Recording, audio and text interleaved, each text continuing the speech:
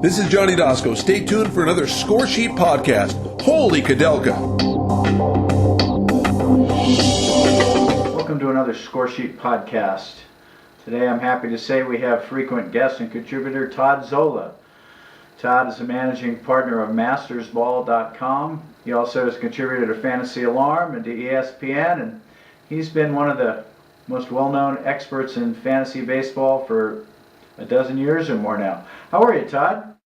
A dozen since 1997, my friend. It hasn't been my job that entire time. But yeah, we founded with our friend Jason Gray. We founded Masters Ball. Well, he invited me to join him in 1997, so it's getting up there. It has been a while. We've been doing Score Sheet since 1987. It's starting to be like a 30-year gig in the civil service or something. Well, at that time, I still thought I'd be playing baseball. Silly me. Yeah, I had to give that up when I got cut from the freshman baseball team. So there's been a lot of action in baseball world these days. Free agents, trades. I'm not complaining. The more now, the less we have to do in January and February when we can concentrate on strategy and team planning as opposed to trying to figure out how San Diego is going to play 10 outfielders and no infielders, stuff like that. Get it out of the way now. Flesh it out now so we can focus on, game theory come January, February, and all that sort of stuff. Yeah. No, if I was commissioner of baseball, one rule I'd impose is if you're a player and you want to play, you have to be signed by January 1st. That would make life a lot easier for us. That's an interesting rule. I know they just had an opening, but I assume they didn't call you or anything? They called me, but I was having too much fun running Score Sheet. I don't blame you. I don't blame you at all. No, it's interesting to see how baseball is going to do that. I mean, they haven't had a new commissioner now for, 15 years, something like 20 years? Well, some people may argue they haven't had one for 20 years, but that's neither here nor there. Right. Well, we'll see how it goes. But, you and I were talking for a minute before we started recording about these teams are actually seemingly making trades and free agent signings with a plan, like they're fantasy managers, instead of just kind of accumulating unrelated chips. Yeah, I just had a long plane ride from the sort of in your area. I was out in Portland, Oregon over the weekend. So I just began thinking about some stuff and what I want to write about, and I just sort of, my mind was wandering. And I think it's really cool how these teams, they're not, I just say willy-nilly just signing people because they have a third baseman. Let's just get a third baseman. And their plans are all different, kind of like what we would do in fantasy and Score Sheet, planning a team. You've got, the A's from last year, it didn't work out, but it was well known that they were trying to game platoons, right? Righty-lefty splits, even with the bullpen, matching up stuff like that. So that's a Score Sheet, that's a sim strategy, is all the platoons try to get more parts from the whole. And you've got a team like the Cubs who are knowingly trying to generate all these hitters. They know that pitching is a numbers game. In order to get one or two stud starters, you need 10 or 11 in the system. Well, that's a lot of spots. That's a lot of draft picks. So they're getting hitters because you get a higher percentage of hitting on the hitters, and they're going to trade the hitters for pitching or sign Lester like they did. You got the Red Sox, and this one I think is kind of cool. As we know, the strike zone is kind of down a ball's length. It's the same size, but it's moved down. Well, they just acquired 3 pitchers who don't seem Miley and Porcello and Masterson. They're just, run-of-the-mill guys. You're not going to touch them in Score Sheet unless you're back into your rotation. And in rotisserie, unless you need strikeouts, you're not going to touch a couple of these guys. But they throw down in the zone, and the Red Sox are banking on the umpires continuing to throw down there. And then they went out and got a catcher who's as good as it gets in Hannigan on framing pitches down there. So they're trying to, squeeze a little bit extra out of these guys. Now they got Pablo, who you know a little bit. Not the greatest range, but if the ball's hit to him, he's going to field it and throw the guy out. Sandoval's actually surprising because he looks like he couldn't play third base to save his life. He built kind of like me and you. But he actually fields, like you said, if it's hit anywhere near him, he's pretty reliable. Yeah, he's got a nice arm. I think, the question about is Bogarts. Can he handle the shortstop? And I think what people aren't realizing or saying is, as far as the ground ball pitchers go, they're going to have Hanley Ramirez in left and probably Mookie Betts in center. Now, a couple good athletes, but it's not as if they, combined, they probably played 25 games in the outfield professionally, 25 of which are Mookie and none of which are Hanley. So all these ground ball pitchers until these guys get a little better, Hanley with the wall and Mookie just in general, it's going to mask the fact that their outfielders aren't very good if they're giving up all these ground balls. So they had a plan. Kansas City got to the World Series. We're going to try to have a one-run lead up to 6, and we're just going to start throwing 100-mile-an-hour BBs at you for 3 innings. So I just kind of think it's neat how, in my opinion, maybe I'm just totally wet on this whole thing, but I think it's kind of neat how it seems to me anyway that Major League Baseball, or at least certain teams, are now attacking with a plan and not just we've seen it in drafts and our own just going out best player available. Well, that's the difference between a value list and a draft list. Intrinsic value to your team, building a team that wins as opposed to just a bunch of players. And I think it's kind of neat. I try to do this in fantasy, and sometimes I wonder, am I overthinking things? This is how the whole thing started. Am I overthinking things? Did I just draft the best players? And then I said, well, you know what? MLB's doing these plans. Maybe I should stick to what I'm doing and just do it better. Well, I think, drafting the best player is good if you're in a league that has a lot of trading, or you or yourself are a big trader. But if you don't like to trade much, or your league doesn't trade much, and you end up with kind of like the Dodgers the last couple of years, 5 left fielders, they may be great players, but there's not really room for them. So I think you're right, going for a plan. And some of these plans, like you said, they work really well in score sheet. I think getting 3 or 4 excellent relievers may not help you much in rotisserie, where really saves and maybe strikeouts are all they bring for you.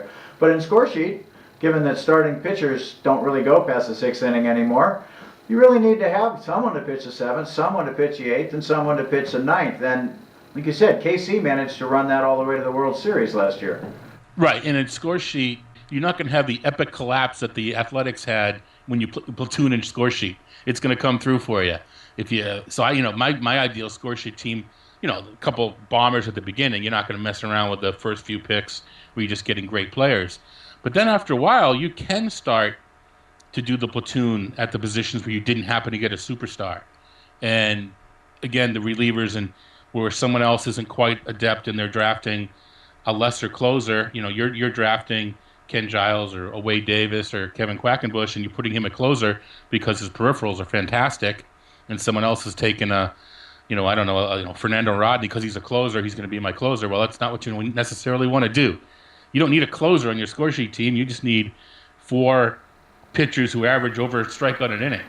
Yeah, no, years ago, Jose Macy used to rack up 45 saves a season with an ERA in the 4s or 5s. And so I guess that worked in rotisserie where saves mattered, but the people that used him as a closer in score sheet lost a lot of games in the 9th inning.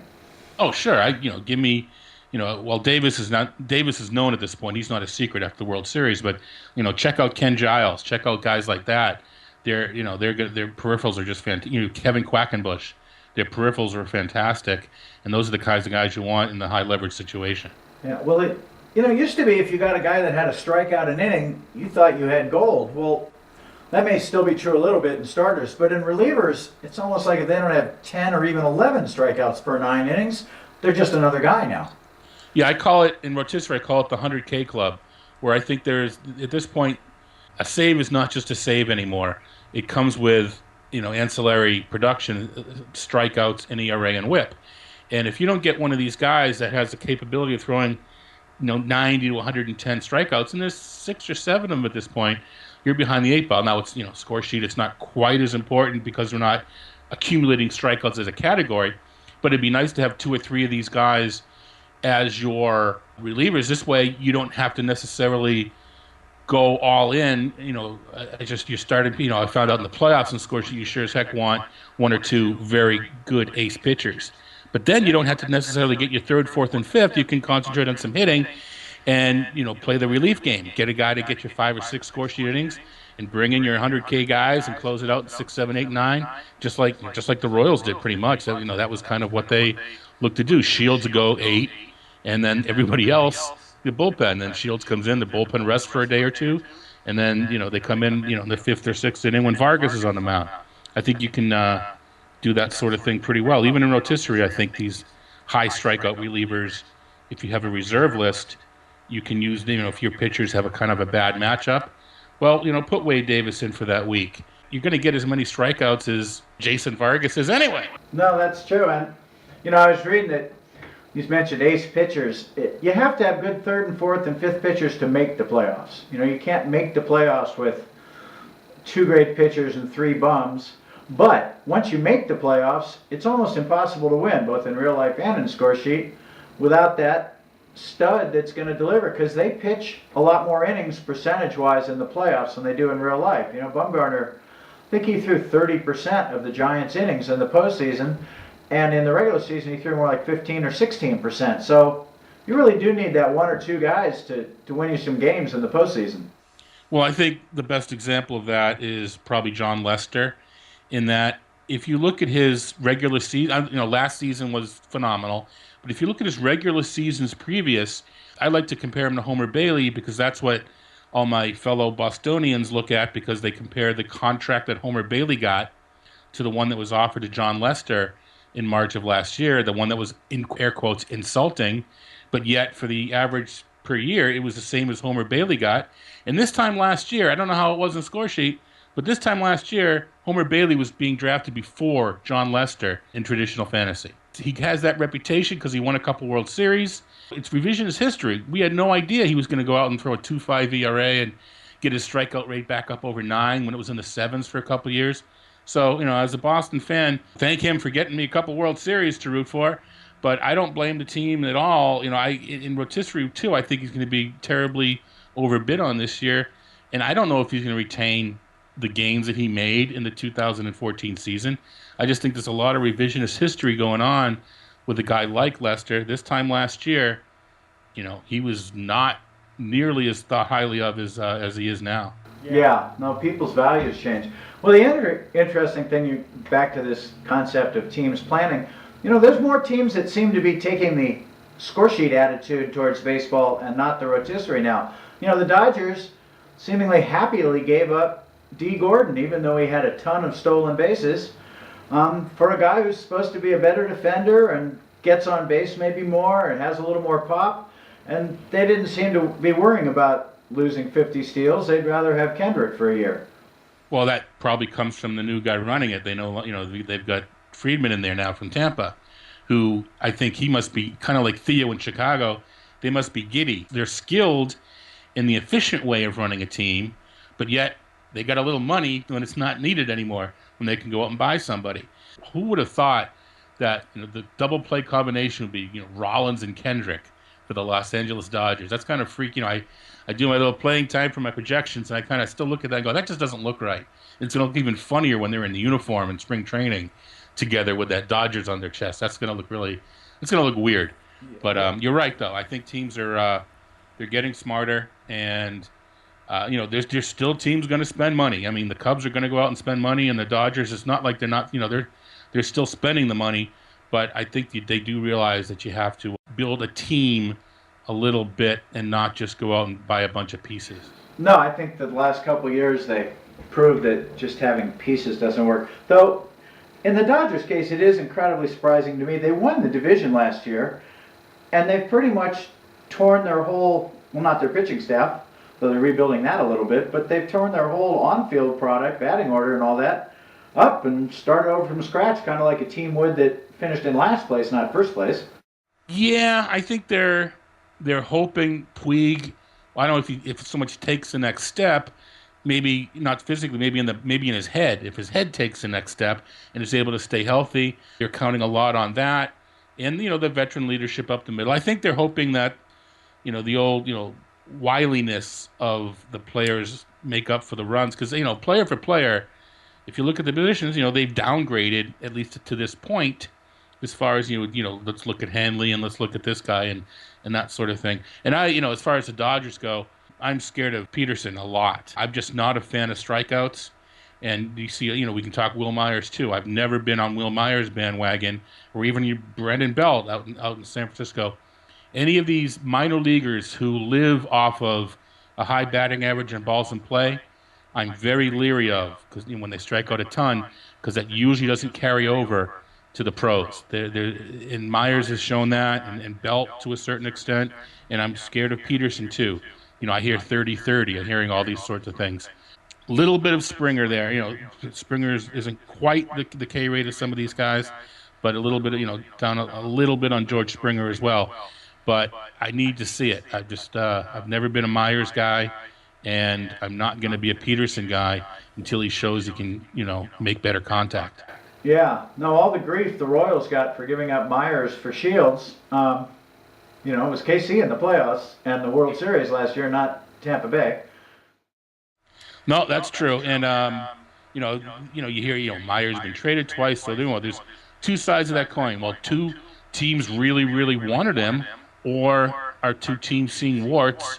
That sort of thing. Like I said, I think there's probably a little bit of both going on, and there's talk that he may, by the time we talk again, and after the new year, we'll be talking about Will Myers playing left field or right field for the Phillies. Is the latest rumor, and talking about Cole Hamels, how's he going to do in Petco Park? Right. Who knows if that's going to come to fruition? But that's very interesting because San Diego's obviously looking to go for it. Their plan is like the rotisserie team that drafts a pitcher in the first, second round and then tries to cobble enough hitting rotisserie points to get you over the top. That's what they're kind of trying to do. You got all the great pitching, and they're hoping with Kemp and Upton that they get just enough hitting points. So when you add them together, they win. They've got some risk. I mean, Matt Kemp could be as good as he was the second half of last year. He could be frail and semi-injured all year and do almost nothing. Myers, as you said, is, he could live up to the billing, or he could strike out 200 times. I think they're definitely in that boom or bust, go for it mode. Yeah, I don't want to say all in on Matt Kemp. I believe in Matt Kemp, and in rotisserie anyway. I'm going to be very vested. I'm going to have a lot of exposure to Matt Kemp. Me using daily fantasy terms in rotisserie now. I'm going to have a lot of exposure to Matt Kemp. And I think actually, as far as for someone like me who would have drafted Matt Kemp in the second round, this news of the arthritis coming out is actually going to help, because I don't see it being an issue this year. I think it's more of a Mike Napoli thing. We're down the line. It may crop up. I'm not saying Matt Kemp's going to hit another 17 homers after the All-Star break again, but I do think we're going to see a solid player. So whereas if I was willing to take him in the second round before, with not a whole lot of upside, but figuring he'd give me second round, potential, I can now probably fade him. Another DFS term, fade him.